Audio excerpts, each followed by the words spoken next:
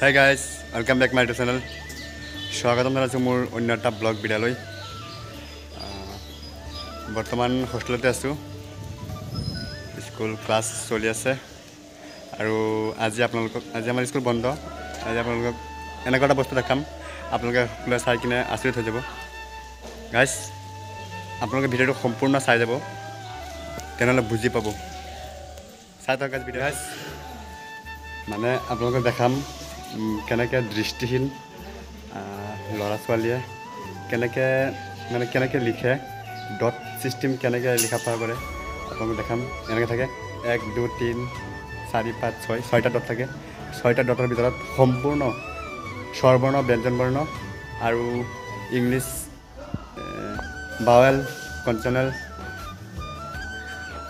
আছে। ইংলিছ এৰ পৰা জেডলৈকে আৰু অসমীয়া অৰ পৰা একদম ক খ গোটেইখিনি আছে। আপোনালোকে দেখাম কেনেকৈ লিখে, কেনেকৈ পঢ়ে, কিতাপ কেনেকুৱা, আমাৰ লিখাৰ ছিষ্টেম কেনেকুৱা, কলমটো কেনেকুৱা আপোনালোকে দেখাম। আপোনালোকে ভিডিঅ'টো গোটেইখিনি চাই যাব। গাইজ আহিলোঁ মোৰ ৰুমলৈ আৰু এতিয়া আপোনালোকক সম্পূৰ্ণৰূপে বুজাই দিবলৈ চেষ্টা কৰিম। যেতিয়া আমাৰ বিদ্যালয়ত দৃষ্টিহীন কোনো ল'ৰা বা ছোৱালী আহে, ফাৰ্ষ্ট এইখন বোৰ্ড দিয়া হয় সিহঁতক পঢ়িবৰ কাৰণে। এইখনত অৰ পৰা একদম ক খ গোটেইখিনি স্বৰবৰ্ণ, ব্যঞ্জনবৰ্ণ 1 2 3 4 5 6টা ডটৰ ভিতৰত গোটেইখিনি আছে। আপোনালোকক মই বুজাই দিবলৈ চেষ্টা কৰিম। আৰু এইখনৰ লগত আৰু এখন আছে, আৰু এইখন হৈছে ইংলিছৰ ইয়াৰ পৰা জেডলৈকে। এইখন আপোনালোকক বুজাই দিবলৈ চেষ্টা কৰিম। আপোনালোকে ভিডিঅ'টো গোটেইখিনি চাই যাওক আৰু যোনে ভিডিঅ'টো চাই আছে এটা শ্বেয়াৰ মাৰি দিয়ক। সকলোৱে চাব পাৰিব, বুজিব পাৰিব কেনেকৈ দৃষ্টিহীন ল'ৰা ছোৱালীয়ে আমি কেনেকৈ লিখা পঢ়া কৰোঁ, কেনেকুৱা ধৰণৰ চিলত, কেনেকুৱা ধৰণৰ কিতাপ, কলম কেনেকুৱা ধৰণৰ বুজি পাব। আৰু গাইজ আমাৰ দৃষ্টিহীন ল'ৰা ছোৱালীৰ কাৰণে এইখন হৈছে অ আ ক খ ব'ৰ্ড আৰু এইখন হৈছে অংক ব'ৰ্ড। ইয়াত আমি অংক কৰোঁ। আৰু এইখন হৈছে লিখা চিলাত, ইয়াত আমি লিখোঁ। আৰু এইখন হৈছে কলম, আপোনালোকে চাব পাৰিছে। এইখন হৈছে কলম, এইটোতে আমি লিখিব লাগে। এই বেজিটো দিয়ে এনেকৈ কলমটো এনেকৈ ধৰি ডট ফুটাব লাগে। আৰু এইখন হৈছে ইংলিছ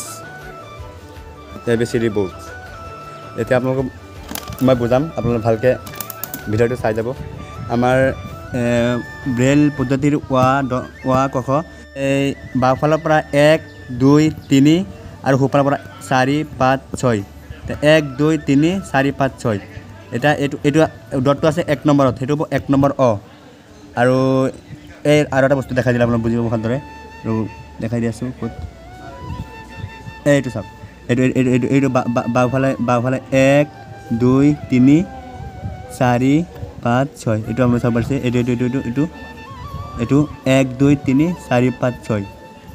এতিয়া 1 নম্বৰত আছে অ। সেইটো 2ত ডট নাই, 3ত নাই, 4ত নাই, 5ত নাই, 6ত নাই। সেইটো হ'ব অ, 1 নম্বৰ অ। আৰু এইটো হৈছে আটো 1ত নাই ডট, 2ত নাই, 3ত আছে, 4ত আছে, 5ত আছে, 6ত নাই। সেইটো হ'ব আ। এনেকৈ সম্পূৰ্ণ গোটেইখিনি মুখস্থ কৰিব লাগিব। আৰু এটা আছে হচৈ। এইটো 1ত নাই, 2ত আছে ডটটো, 3ত নাই, 4ত আছে, 5ত নাই, 6ত নাই। এইটো ক'ব লাগিব 2 4 হচৈ। এনেকৈ আমি পঢ়োঁ। এইটো চালে ভালকৈ বুজি পাব। ৰ'ব দেখাই দিছোঁ। এইটো আপোনালোকে এইটো চালে ভালকৈ বুজি পাব। এইটো 1 2 3 4 5 6। এনেকৈ আমি পঢ়োঁ। মানে গাইজ বাওঁফালৰ পৰা কৈ যাব লাগে 1 2 3 4 5 6। য'ত ডট নাথাকিব সেইটো ক'ব নালাগে, সেইখিনি ক'ব নালাগে। য'ত ডট থাকিব, 2ত ডট থাকিলে 2 ক'ব লাগিব, 3ত ডট থাকিলে 3 ক'ব লাগিব, 4ত ডট থাকিলে 4 ক'ব লাগিব, 5ত ডট থাকিলে 5 ক'ব লাগিব, 6ত ডট থাকিলে 6ত ক'ব লাগিব। এনেকৈ সম্পূৰ্ণ স্বৰবৰ্ণ, ব্যঞ্জনবৰ্ণ সম্পূৰ্ণ আমি এনেকৈ ফাৰ্ষ্ট মুখস্থ কৰিব লাগিব। এতিয়া আপোনাক ইংলিছ দেখাইছোঁ চাওক। আৰু গাইজ এইখন হৈছে আমাৰ ইংলিছ ব'ৰ্ড ABCD। ঠিক তেনেকুৱাই বাওঁফালৰ পৰা য'ত ফুটা থাকিব তাত ক'ব লাগিব। 1 নম্বৰ ফুটা থাকিলে অ, 1 নম্বৰ মানে ইংলিছত ক'ব লাগিব। 1 নম্বৰ অসমীয়াটো 1 নম্বৰ বুলি ক'ব লাগে আৰু ইংলিছটো 1 নম্বৰ বুলি ক'ব লাগিব 1 নম্বৰ এ এনেকৈ ক'ব লাগিব এইটো মানে 1 নম্বৰত আছে পুৰাটো 2ত নাই 3ত নাই 4ত নাই 5ত নাই 6ত নাই ডট টু 6ত নাই এতিয়া 1 নম্বৰ এ এনেকৈ ক'ব লাগিব আৰু ইয়াত আছে 1 আছে আৰু 2ত আছে এইটো 1 2 বি সেইটো বি ক'ব লাগিব 1 2 বি এইটো 3ত ডট নাই 4ত নাই 5ত নাই 6ত নাই এনেকৈ 1 2 বি আৰু এইটো হ'ব 1 4 চি এইটো 2ত ডট নাই 3ত ডট নাই 4ত আছে 5ত আছে 6ত নাই এইটো হ'ব 1 4 চি এনেকৈ আমি পঢ়ি যাওঁ এইটো মানে গাইজ বাওঁফালৰ ওপৰতো হ'ব 1 মাজতো হ'ব 2 আৰু একদম তলতো হ'ব 3 বাওঁফালৰ আৰু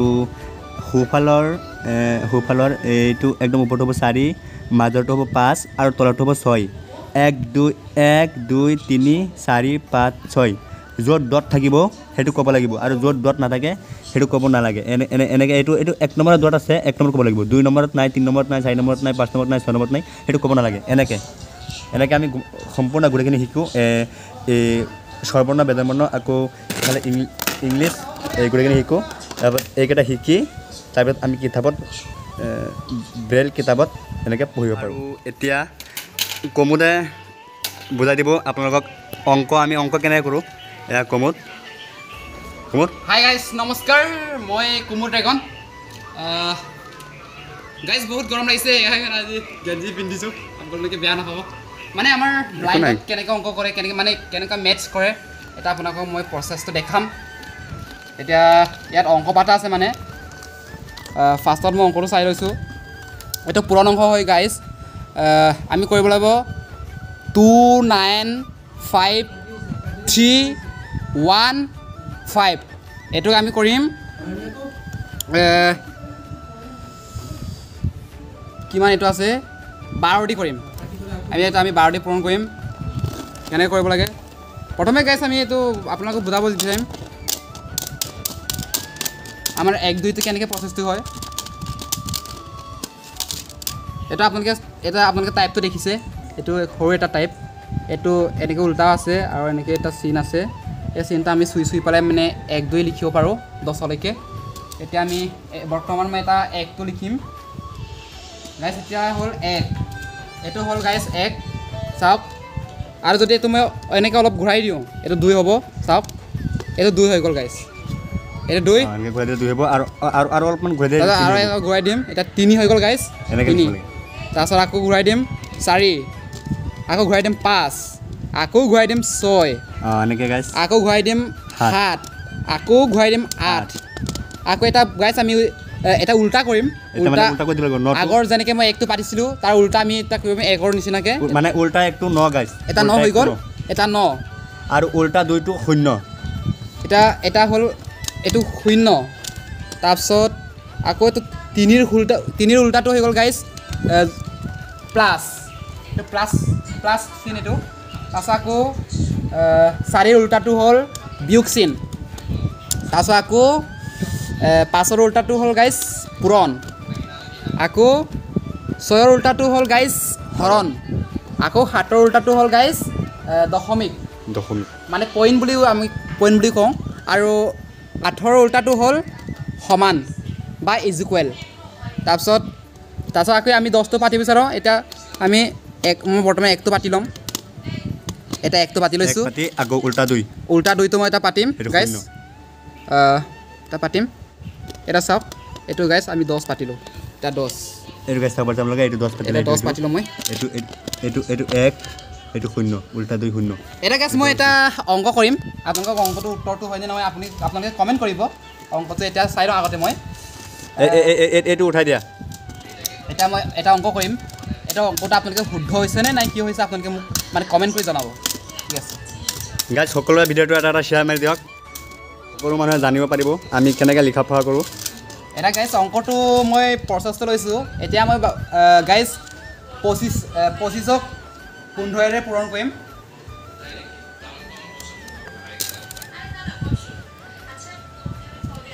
মই 15ৰে পূৰণ কৰিম গাইজ কিমান হয় নাজানো আৰু এইটো অংকটো শুদ্ধই হয়নে কি হয় আপোনালোকে কমেণ্ট কৰি জনাব মই পাৰিছোঁ নে নাই পৰা এটা বৰ্তমান আমি 25ক 15 কৰিম এটা বৰ্তমান আমি 5 5 গুণ 25 পিছত 5 2 কৰিলে তাৰপিছত 5 2 গুণ 10 10 2 12 12 হ'ব গাইছ 12 বহি গ'ল তাৰপিছত আকৌ 1 5 গুণ 5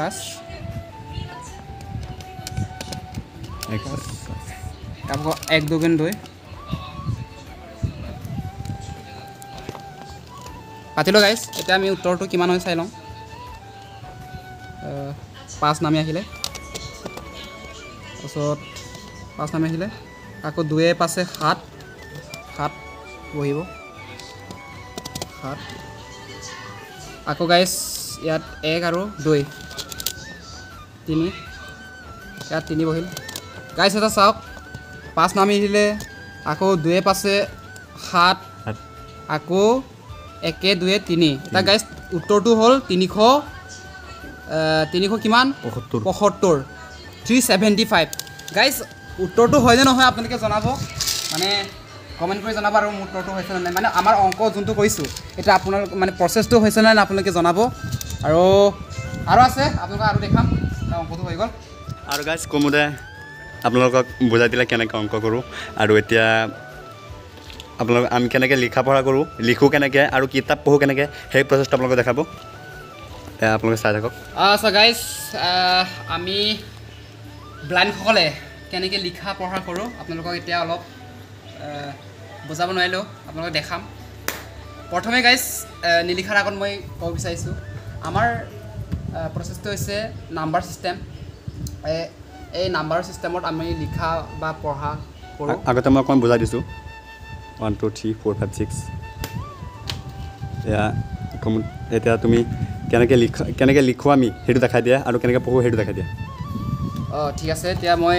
এটা কাগজ গাইজ চাওক কাগজটো কেনেকৈ ভৰাব লাগে গাইজ মানে চাই কেনেকুৱা লাগে চাওক একদম মানে লেপটপৰ নিচিনা লাগে মানুহে কয় এইটো লেপটপ নেকি এটা যেনেকৈ এটা মানুহ এনেকৈ থয় এটা মানুহে লেপটপ বুলি ভাবে কিন্তু লেপটপ নহয় গাইজ এইটো মানে চিলেট হয় আমাৰ মানে তো আমাৰ লুইচ ব্ৰেইলে আমাৰ মানে সৃষ্টি কৰিছিলে মহামানৱ লুই ব্ৰেইলে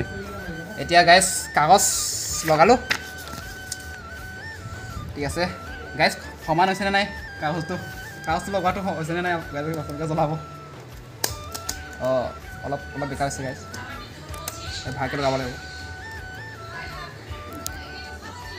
গাইজ হৈ গ'ল এতিয়া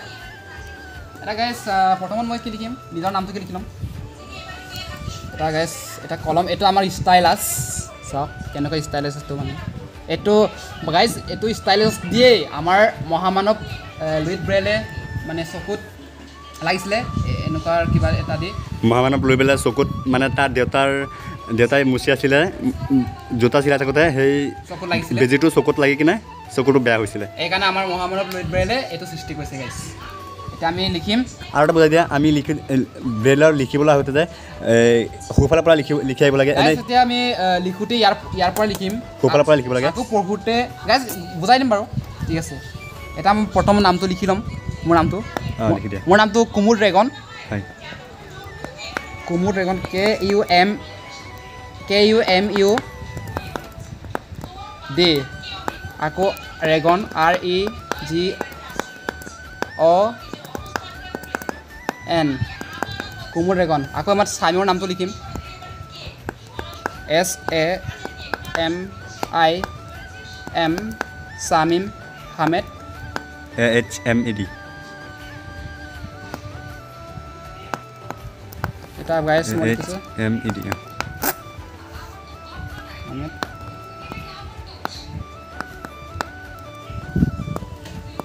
গাইজ এটা লিখিলোঁ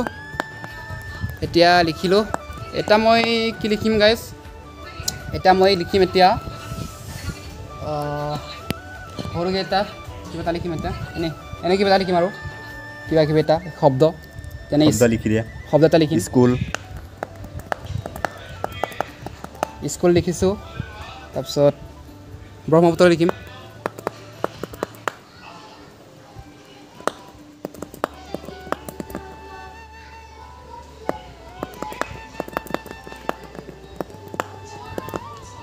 ব্ৰহ্মপুত্ৰ লিখিলোঁ গাইজ তাৰপিছত আকৌ আকৌ আম কিবা ফল মূলৰ নাম লিখা ভৈয়াম ভৈয়াম পাহাৰ চৰাই ভৈয়াম তাৰপিছত লিখিম এতিয়া আমি এটা ইংলিছৰ শব্দ লিখিম এতিয়া গাইজ কাও চাও লিখিম এতিয়া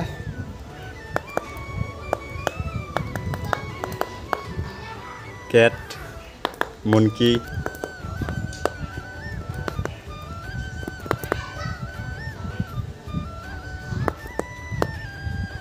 গাছ ভিডিঅ'টো যদি অকণমান লং হৈছে আপোনালোকে গোটেইখিনি চাই যাওক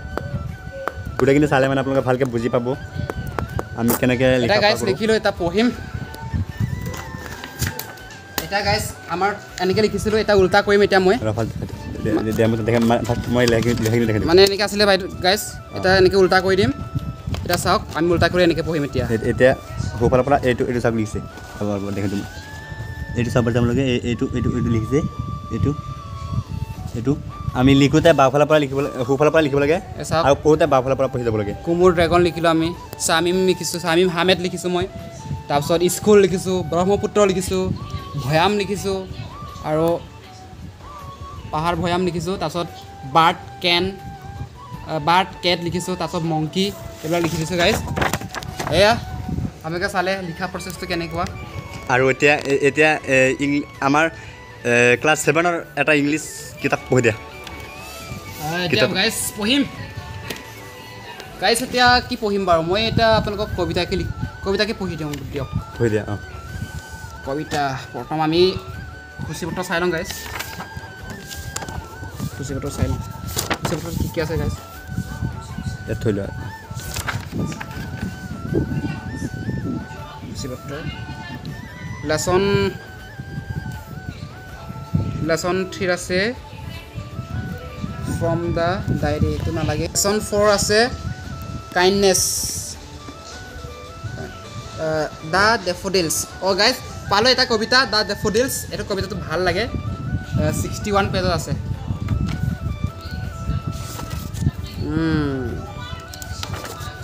61 পেজৰ গাইজ আমাৰ পেজ নম্বৰটো ওপৰত থাকে এনেকৈ ওপৰত লিখা থাকে এনেকৈ পেজ নম্বৰটো 61 গাইজ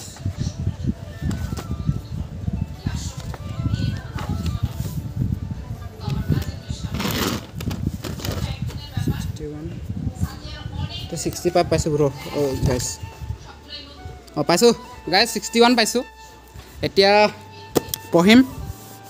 চাই থাকক লেচন 5 কবিতাটোৰ নাম হৈছে দ্য ডেফোডিলছ ইয়াত লিখা আছে guys have you ever visited a golden full of মানে ফ্লাৱাৰ্ছ লিখা আছে how do you feel when you visit such a garden and get the smell guys direct মই কবিতাটো পঢ়িম আপোনালোকে এতিয়া মন কিয় নকৰোঁ ডাইৰেক্ট কবিতা লিখিম এটা কবিতাটো গাইজ মই এটা পঢ়িম I wandered lonely as a cloud the floats on high over vales and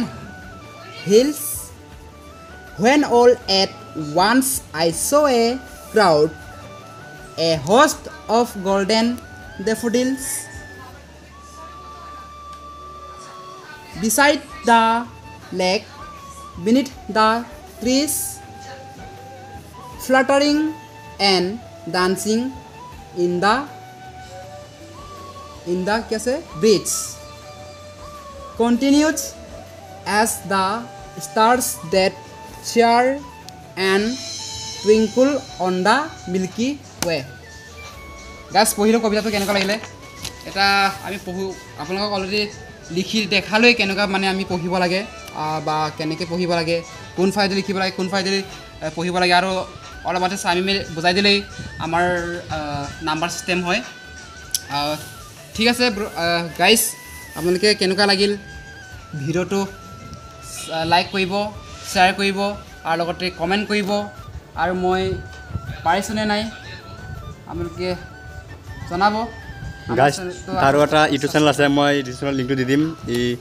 আৰু গাইজ মোৰ গান এটা গাই। আৰু এটা মোৰ গাইজ ইউটিউব চেনেল আছে তাত মই গান চান গাওঁ গান চান মানে মই এনেই আৰু কিবা কৰোঁ স্কুলৰ মই বৰ্তমান মই ষ্টুডেণ্ট হয় গাইজ ক্লাছ 8ৰ এতিয়া গাইজ থেংক ইউ এতিয়া স্বামীমে ক'ব মই এতিয়া ইমানতে মই সমাপ্ত সামৰিছোঁ আৰু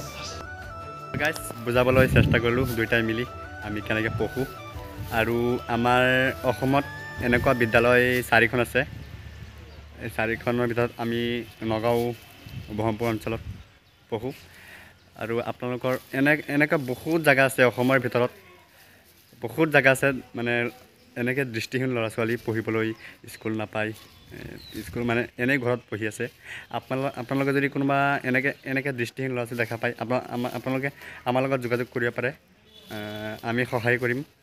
আমাৰ স্কুলত পঢ়িব পাৰিব আৰু গাইজ ভিডিঅ'টো সকলোৱে এটা শ্বেয়াৰ মাৰি দিয়ক হ'ব পাৰে আপোনাৰ এটা শ্বেয়াৰত